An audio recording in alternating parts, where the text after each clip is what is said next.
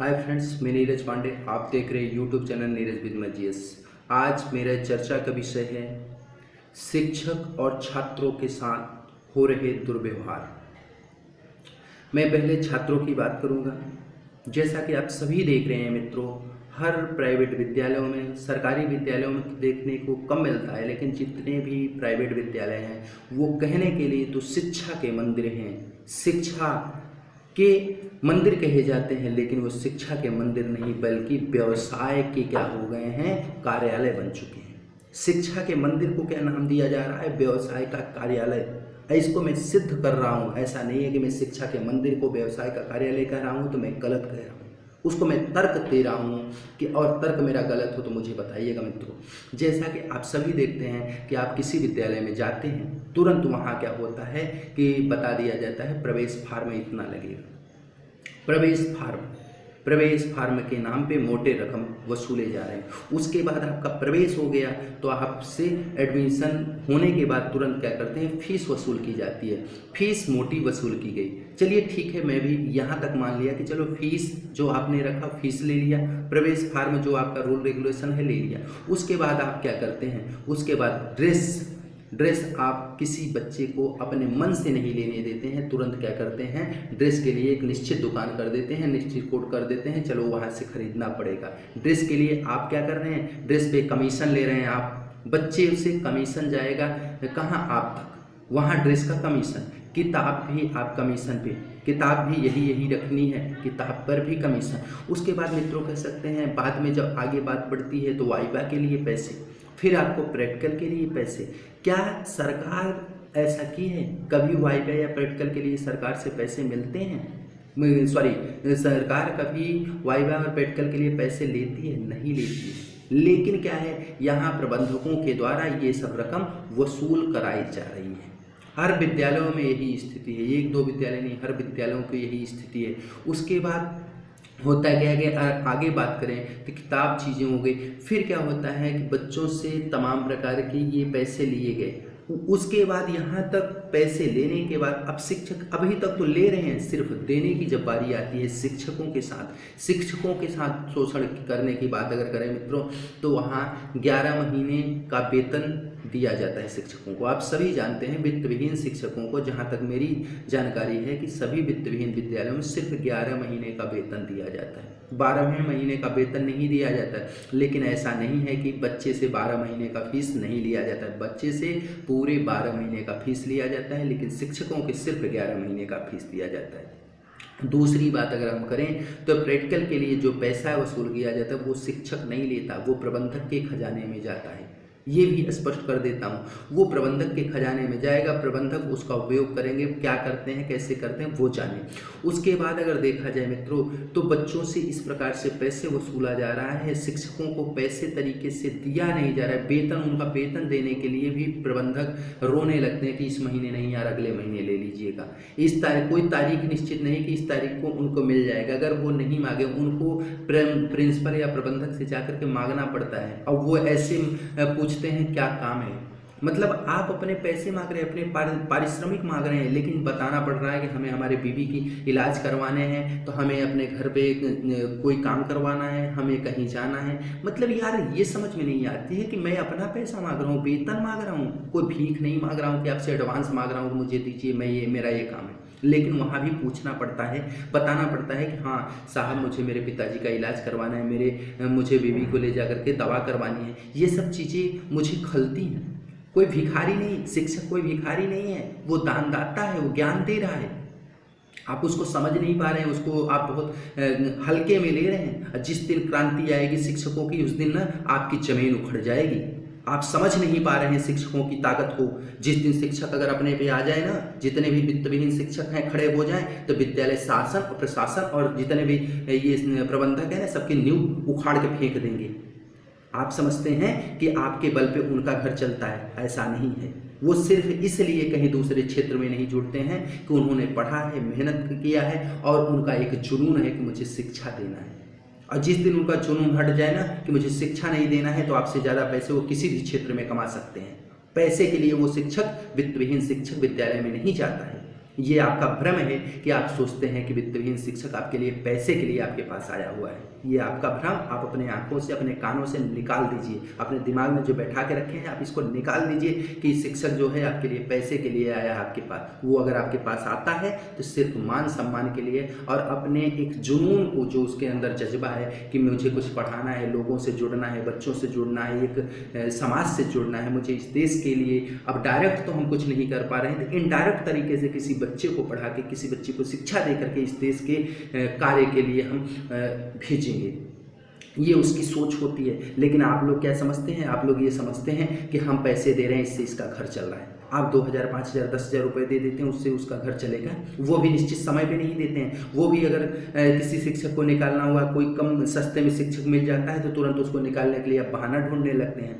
जैसे कि कल मुझे मेरे एक मित्र ने फ़ोन करके बताया कि उनको 3 से 4 महीने का वेतन नहीं दिया गया। उसके बाद बताया जाता है और उनको किया क्या गया है, महाविद्यालय के शिक्षक हैं। आप सभी जानते होंगे कि महाविद्यालय के शिक्षकों को एडमिशन के 1 महीने पहले भेजा जाता है सभी इंटर कॉलेजों में कि जाइए वहाँ से सूची लीजिए, वहाँ से बच्चों से संपर्क कीजिए, उनको अपने विद्यालय में एडमिशन करवाने के लिए बुलाइए। और वो महोदय यही कर रहे थे। विद्यालय कार्य से पर डे जाते थे, सभी इंटर कॉलेजों में मिलते थे, बच्चों से मिलते थे, घर घर जा करके अलग जगाते थे कि आप मेरे विद्यालय में आइए। और उसके बाद फ़ोन आता है कि आप तो विद्यालय आ ही नहीं रहे हैं। उनके द्वारा बताया जाता है कि सर आपने मुझे काम सौंपा है कि घर घर जाइए और सबसे संपर्क कीजिए, वहाँ की पिक लीजिए, मुझे सेंड कीजिए। मैंने वही तो कर रहा हूँ। सब जगह विद्यालय में जाता हूँ, वहाँ से रजिस्टर की पिक लेता हूँ, प्रिंसिपल के साथ पिक लेता हूँ, आपको सेंड करता हूँ। फिर घर घर जा करके बच्चों से मिलता हूँ, गार्जियन मिलता हूँ, वो भी आपको सेंड कर रहा हूं कि मैं घर पे नहीं बैठा हूं, मैं कार्य क्षेत्र में हूं, मैं ये दिखाता हूं आपको। उसके बावजूद भी आप मुझे क्या कह रहे हैं कि आप विद्यालय नहीं आ रहे हैं, आप विद्यालय आने की आवश्यकता नहीं है। मतलब विद्यालय उस शिक्षक को भेज रहे हैं, आप उसके तेल के लिए पैसे नहीं दे रहे हैं और शिक्षक को भेज रहे हैं। शिक्षक जब वहाँ कार्य करता है और उससे कम दाम पे, उससे कम पैसे पे अगर आपको कोई दूसरा शिक्षक मिल जाता है कि काम चला देगा साल 1.5 साल, तो आप उसको जवाब देने का एक तरीका ढूंढ लेते हैं। ये साहब अन्याय की जो होती हैं जड़ें ना बहुत मजबूत नहीं होती हैं, बहुत खोखली होती हैं। जिस दिन उखड़ेंगी आप शायद कहीं के नहीं रह जाएंगे। ये आप अपने मन का वहम भूल जाइए। आपने ये नहीं सोचा, जैसे इंदिरा गांधी जी के अंदर तपन थी कि मुझे कोई नहीं हरा सकता, मीसा जैसा कानून लेके आ गई थी और देखे थे क्या स्थिति हुई थी। वो स्थिति जब इंदिरा गांधी जी जैसे लोगों की नहीं चल पाई। राजीव गांधी जी किस तरीके से देश को चलाए थे, कितनी सारी सीटें लेके आए थे, उनकी सरकार नहीं चल पाई। आज उस दिन संसद में क्या बोले थे अटल जी, याद होगा आप सबको, कि मेरी 2 सीटें हैं और उस पर सब लोग उन पर हंस रहे थे। आज वही 2 सीट वाला सरकार जो है, आज देख रहे हैं पूरे देश में बहुमत की सरकार बनाया है। जरूरी नहीं है ये बहुमत की सरकार कितने दिन चलेगी। ये जनता की अदालत है। जनता की अदालत में सबका क्या होता है, लेखा जोखा होता है, बट समय आने पे। लेकिन जनता की अदालत से भी बड़ा उस ईश्वर का अदालत है। वहाँ अगर आपका लेखा हुआ मित्र ना, तो आप शायद कहीं के नहीं रह जाएंगे। इसलिए अपने आप को सुधारें और जो आपके सानिध्य में शिक्षक बंधु रह रहे हैं उनके विषय में भी थोड़ा सोचें। और सिर्फ ये शिक्षक बंधु के लिए नहीं, जितने भी प्राइवेट सेक्टर में काम कर रहे लोग हैं उनके विषय में सभी प्राइवेट सेक्टर के मालिकों को सोचना चाहिए कि मेरे ये जो कर्मचारी हैं किस तरीके से यहाँ ड्यूटी दे रहे हैं, किस तरीके से घर बार छोड़ करके मेरे पास रह रहे हैं, उनके पास क्या है, किस चीज़ की मजबूरी है, कैसे वो अपना काम चला रहे हैं, उसके लिए आपको सोचना चाहिए। कम से कम सही समय पे तनख्वाह देनी चाहिए। लेकिन आपके अंदर वो सोच ही नहीं है, आप सोच ही नहीं पाते, चूँकि आपके पास इतने पैसे हैं कि आप अपने उस पैसे ऐसे आराम में जीवन व्यतीत कर रहे हैं। आपको भूल जाते हैं कि उस गरीब लाचार व्यक्ति के साथ क्या हो रहा है, जो 200, 400, 500, 1000 किलोमीटर दूर आकर के नौकरी कर रहा है। उसके घर पे उसके बच्चे, उसके बीवी, उसके बूढ़े माँ बाप भी सोचते होंगे कि उसको मेरे बेटे का तनख्वाह आएगा तो मेरे लिए पैसे आएंगे, तो मैं दवाई लूँगा, मैं ये कार्य करूँगा, मैं वो कार्य करूँगा, लेकिन नहीं सोच पाते हैं। और ये कमी किसकी है? ये कमी किसी अन्य की नहीं है, मालिक की कमी है। और मालिक कौन होता है? सूबे का मुख्यमंत्री। सूबे का मुख्यमंत्री होता है, जिले का डीएम होता है, वो मालिक होते हैं। जैसे आप सब चीज़ों का देख रेख करते हैं, हर चीज़ों पे आप नज़र रखते हैं। जैसे एग्जाम्पल के तौर पे अगर शिक्षकों की बात करें तो शिक्षकों का जब कापी मूल्यांकन होता है तो कापी मूल्यांकन के समय शिक्षक को आप तुरंत प्रबंधक महोदय को भेजते हैं कि मुझे 5 शिक्षक आपके विद्यालय से चाहिए कापी चेक करने के लिए। या बोर्ड ड्यूटी होती तो आप तुरंत लिख के भेजते हैं कि आपके यहाँ से इतने शिक्षक यहाँ बोर्ड ड्यूटी में जाएंगे। जिला विद्यालय निरीक्षक के द्वारा जाता है ये, लेकिन क्या आपने कभी ये पूछा है कि आप मुझे सीट प्रोवाइड कीजिए कि आपने किस शिक्षकों के किस महीने में कितना कितना वेतन दिया है? कभी नहीं किए हैं आप लोग ऐसा कभी नहीं किए हैं, क्योंकि आपका उसमें हित नहीं है। उसमें हित किसका है? शिक्षक का। जो बेरोजगार शिक्षक घूम रहा है बेचारा, चंद पैसों के लिए वहाँ काम करता है, मान सम्मान के लिए काम करता है, लेकिन उसके लिए आप नहीं सोच पाते। ये आपकी कमी है। दूसरी बात अगर हम चर्चा करें तो दूसरी बात क्या है कि जैसे शिक्षक वहाँ जा रहा है तो उसको कोई एक नियम होना चाहिए कि उसको निकाला ऐसे मनमानी फ़ोन कर देंगे, हेलो आप नहीं आ रहे हैं विद्यालय, आपको आने की आवश्यकता नहीं। ये गलत बात है या नहीं है? शिक्षक का भी गरिमा है कि नहीं है? अगर मान लीजिए शिक्षक जो है वो शिक्षा दे करके बच्चों को आगे बढ़ाने का, राष्ट्र निर्माण के कार्य में भेज रहा है, अगर वही शिक्षक गलत कार्य करने लगेगा तो जो उसके अनुयायी बच्चे हैं, जो उसको मानने वाले बच्चे हैं, अगर उस राह पे चल दिए तो ये देश कहाँ का कहाँ जाएगा। आपको शायद अंदाजा नहीं है, आपको अंदाजा नहीं है कि ये देश कहाँ से कहाँ जा सकता है।